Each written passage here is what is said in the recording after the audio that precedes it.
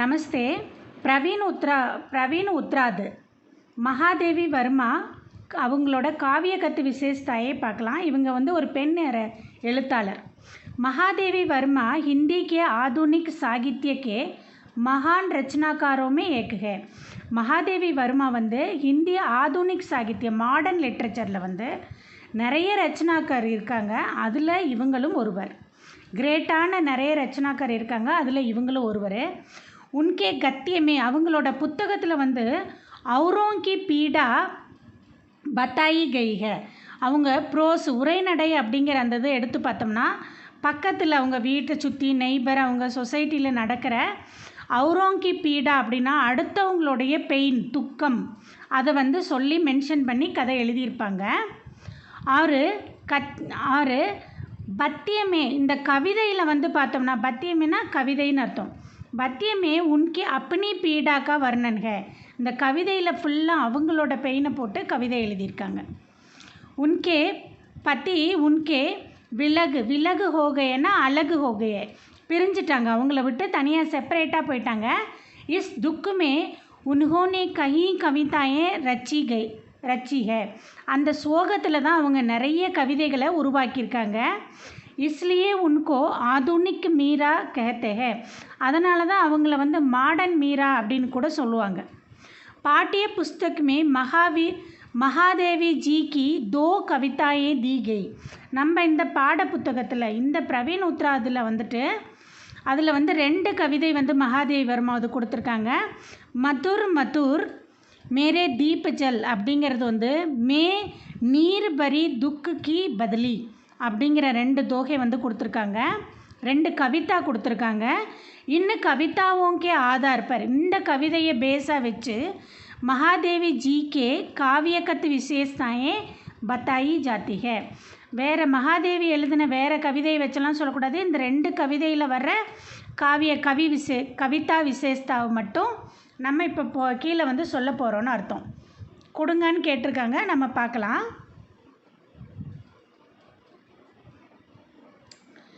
கவித்ரி மகாதேவி கி her Kavitha.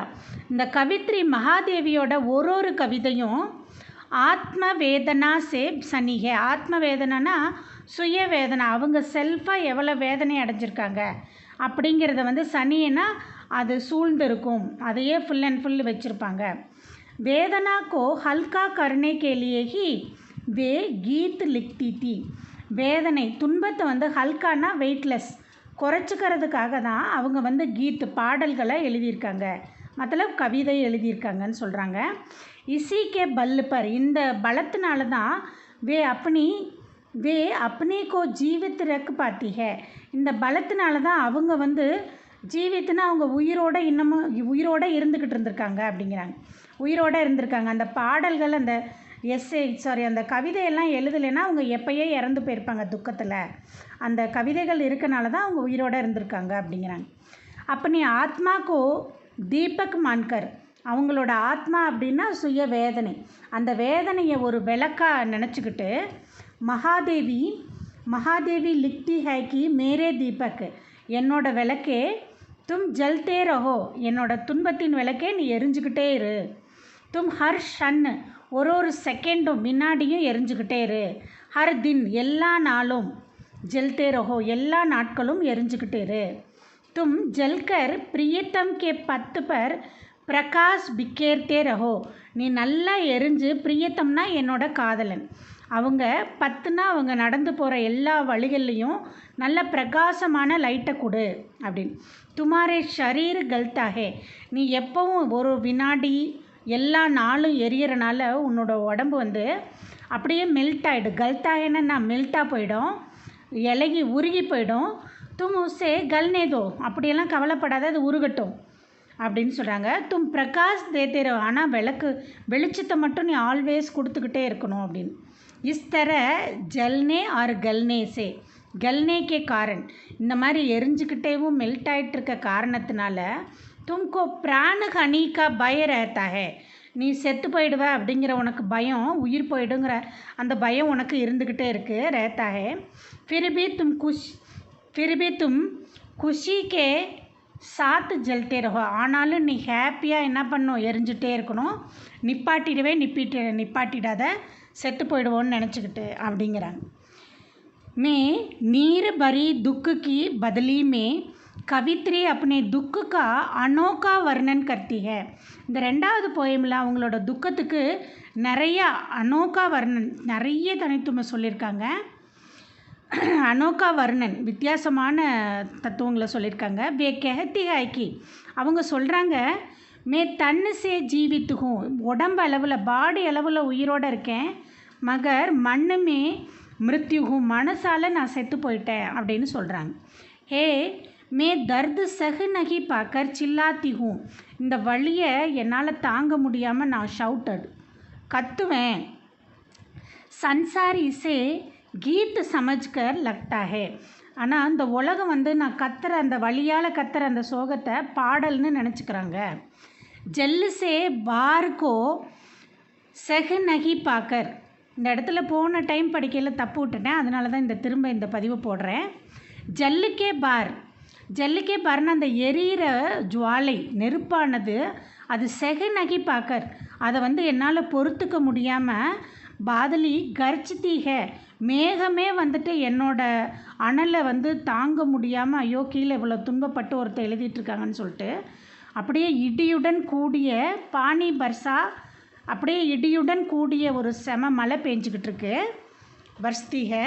बरसाती है ऐसा सोचकर संसार हंसता रहता है. ऐसा सोचकर संसार हंसता ही है, இப்படி தான் மக்கள் நினச்சிக்கிட்டு சிரிச்சுக்கிட்டு இருக்காங்க. ஏதோ மழை பெஞ்சிக்கிட்டு இருக்கு இடியுடன் அப்படின்னு சொல்லி அதை அவங்க நினச்சிக்கிறாங்க அப்படின்னு. கவித்ரி பிரத்திகோன்னா லக்ஷன், அடையாளங்கள், நிறைய அடையாளங்களை சொல்லியிருக்காங்க அவங்க துக்கத்துக்காக. கவித்ரி பிரத்திகோங்கா பிரயோக கர்க்கே அப்பனா துக் வியக்த் கர்த்தி ஹை, நிறைய அடையாளங்களை சொல்லி அவங்களோட துக்கத்தை வந்து மென்ஷன் பண்ணியிருக்காங்க.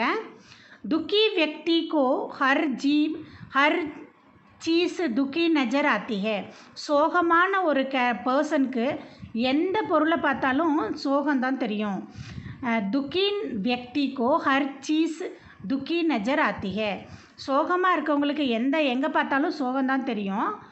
கவித்ரி கோ லகாக்கி தீபக் ஜல்தா ஹை, கவித்ரி நினச்சிக்கிறாங்க விளக்கு எரியுது, இஸ்லியே வா துக்கி ஹை, அது எரிஞ்சிட்ருக்கனால தான் நான் துக்கம் அப்படின்னு. பாதல் ஜோர் மச்சாத்தா ஹை, ஜோருன்னு சொல்லிட்டேன், பாதல் ஷோர் மச்சாத்தா ஹை, நல்லா மேகம் வந்துட்டு நல்லா ஷோர்னா சவுண்டு கொடுக்குது. இஸ்லியே வ துக்கி ஹே, அதனால் அது துக்கம் அப்படின்னு நினைக்கிறாங்க. ஹம் தீபக் சே பரிச்சித் ஹே, நம்மளுக்கு வந்து விளக்குன்னா நல்லா தெரியும் அது என்ன பண்ணும் என்ன செய்யும் அப்படின்னு. பாதல் சே பி பரிச்சித் ஹே, நம்ம மேகமும் என்ன பண்ணும் எப்படி மழை குடிக்கும்னு நமக்கு தெரியும். மகர் கவித்ரிக்கு துக்கு சே பரிச்சித் நகி ஹே, ஆனால் இந்த கவித்ரி எழுதுகிற இந்த துக்கத்துக்கு மட்டும் உங்களுக்கு தெரியாதா என்ன அப்படிங்கிறாங்க. இஸ்லியே கவித்ரி தீபக் ஆர் பாதலுக்கோ பிரத்திக், அதனால தான் நம்ம கவித்ரி இந்த விளக்கையும் மேகத்தையும் வச்சு அதை லக்ஷன் அடையாளமாக வச்சு லக்ஷன் பனாக்கர் அப்னா துக்கு சம்ஜாத்தி ஹே, அவங்களோட துக்கத்தை சம்ஜாத்திங்கன்னா வெளிக்காட்டுறாங்க. ஆர் ஹம்பி சமஜ் பார்த்தே ஹே, அதனால நமக்கும் புரிஞ்சுக்க முடியுது.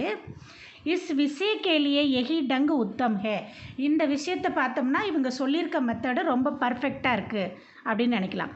ஜோ துக்கு ஹே உசே கல்பனாயே நகி கேர்த்தி, யார் நிஜமாலுமே துக்கத்தில் எழுதுகிறாங்களோ அவங்களுக்கு கற்பனையெல்லாம் வந்து எட்டாது, கற்பனை வராது. ஆஷா ஆர் நிராஷா உன்கே சாத் ஆங்க்குமே சோலி கேள்த்தி ஹே, ஆஷானா ஒரு ஹோப்பு, நம்பிக்கையும் நம்பிக்கை இல்லாத தன்மையும் அவங்களோட வாழ்க்கையில் கண்ணாமூச்சி விளையாடிக்கிட்டு இருக்குது. யஹி கவித்ரி மகாதேவி ஜி கே சாத் பி ஹுவா, இதுதான் நம்ம கவித்ரி மகாதேவிக்கோட வாழ்க்கையிலையும் அவங்க கூடயும் இதுதான் நடந்துக்கிட்டு இருக்குது.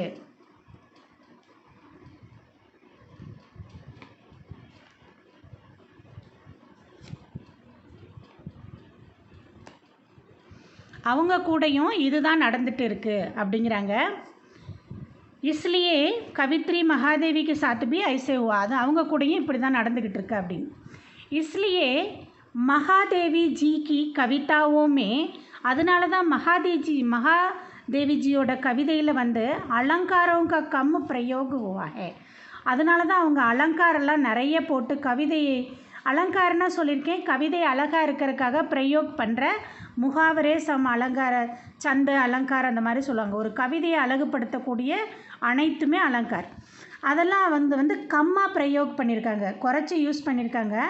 कवित्री अपनी बातों से सीधी भाषा में व्यक्त करती है. कवित्री வந்து अपनी बात को அவங்களோட சொல்லக்கூடிய விஷயத்தை சீதி பாஷா ஸ்ட்ரெயிட்டான மொழியில் ப்ரெசென்ட் பண்ணியிருக்காங்க. மற்றல ப்ரெசன்டேஷன் கொடுத்துருக்காங்க.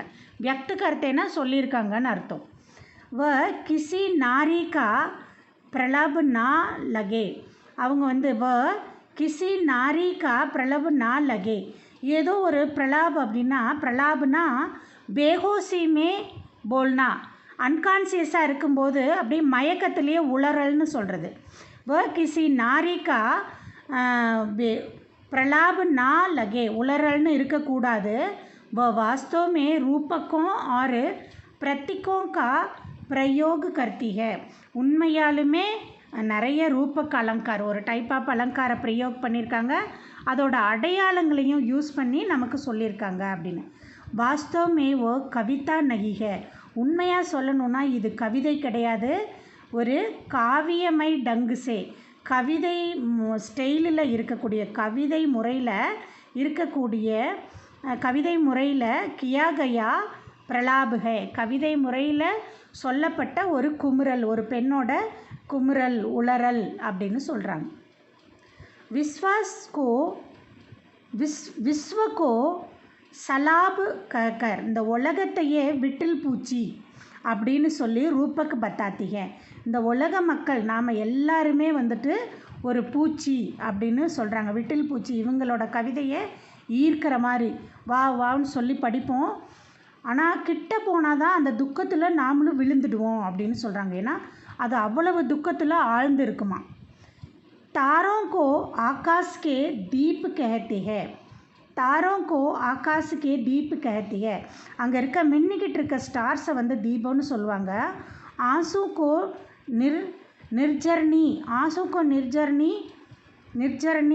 மனாத்தி है. கண்ணீர் தண்ணியை வாட்டர்ஃபால்னு சொல்லுவாங்க.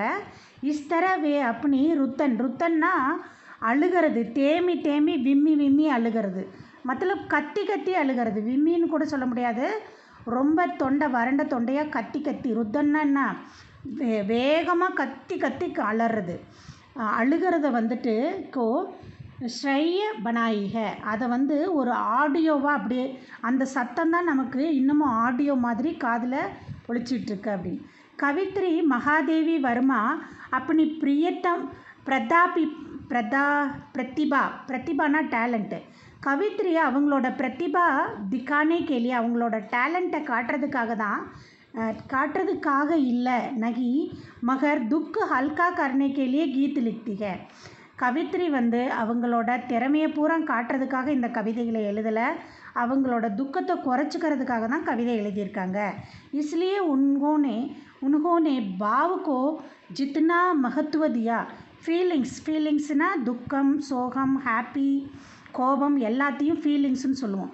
அந்த ஃபீலிங்க்கு வந்து மகத்துவம் கொடுத்துருக்காங்க, ரொம்ப இம்பார்ட்டன்ட் இடத்த கொடுத்துருக்காங்க. அலங்காரிக் பாஷாக்கோ உத்னா மகத்துவ நகிதியா. அலங்கார் முகாவரே இதுக்கெல்லாம் வந்துட்டு அவ்வளவு இம்பார்ட்டன்ஸை அவங்க கொடுக்கல. ஜெய்ஸே எப்படின்னா ஹீரா பிரகாஷ் பிக்கேர்த்தாகே ஒரு டைமண்ட் வந்து அதோட வெளிச்சத்தை வந்து எல்லா இடத்துலையும் கிளிட்டர் பண்ணுது. வே வைசே உன்கி கவிதா பாவோங்கி பிக்கேர்த்திக. அதே மாதிரி தான் அவங்க கவிதையும் டைமண்ட் மாதிரி வெளிச்சத்தை நமக்கு கொடுக்குது அப்படின்னு சொன்னாங்க. கெஹத்தே கைக்கி ஷோக் ரஸ், இதில் சோக ரஸ்ன்னு அர்த்தம். சோக் ரஸ் அமே பிரபாவித்து கர்த்தாகே. சோக் ரஸ் வந்து நம்மளை அட்ராக்ட் விழுக வைக்குது அதுக்குள்ளே. மகாதேவிக்கு கவிதாயே உசே சச் சாபித்து கர்த்திகை. இந்த மகாதேவியோட கவிதை வந்து அதை வந்து உண்மைன்னு நமக்கு சொல்லி புரிய வைக்குது. யத்யாபி காரண பின்னகே, ஆனால் சொல்லக்கூடிய காரணங்கள் வந்து வேறுபட்டு இருக்கலாம். फिर भी हम अपना दुख और कवित्री का दुख दोनों को சமானு பாத்தேகே. நம்மளோட துக்கத்தையும் அந்த கவித்ரி மகாதேவி வர்மாவோட துக்கத்தையும் ஒன்றா எண்ணி பார்க்குறோம், சமமாக பார்க்குறோம். इसलिए மகாதேவி கி கவிதாவும் கோ சமஜ் பாத்தேகே. அதனால தான் மகாதேவி கவிதைகள் வந்து நமக்கு ரொம்ப அண்டர்ஸ்டாண்ட் பண்ணிக்க முடியுது. महादेवी जी सरल और सीधी भाषा के साथ प्रतीकों लक्षण के मिश्रण करके கவிதா लिखने से सफल हो पाती है. அவங்க வந்து எளிமையாக ஸ்ட்ரைட்டான வேர்டை போட்டு பாஷை போட்டு அதில் நிறைய லக்ஷனை மிஸ்ரன் பண்ணி நிறைய அங்கங்கே அடையாளங்களை மிஸ்ரன் பண்ணி கவிதை எழுதுறனால தான் அது ஒரு சஃபலாக ஆயிட்டுருக்கு. சஃபல் பாத்திக. இஸ் செயலிக்கு இந்த ஸ்டைலின் காரணமாக தான் உன்கி கவிதா ஹமாரே தில் பர் அப்படி சாப் சோடு பாத்தி அதோட வந்து ஒரு பிரிண்ட் முத்திரை போட்ட மாதிரி நம்ம மனதை வந்து பதிய வச்சுட்டு போகுது அப்படின்னு சொல்கிறாங்க. All the best. நல்லா எழுதுங்க.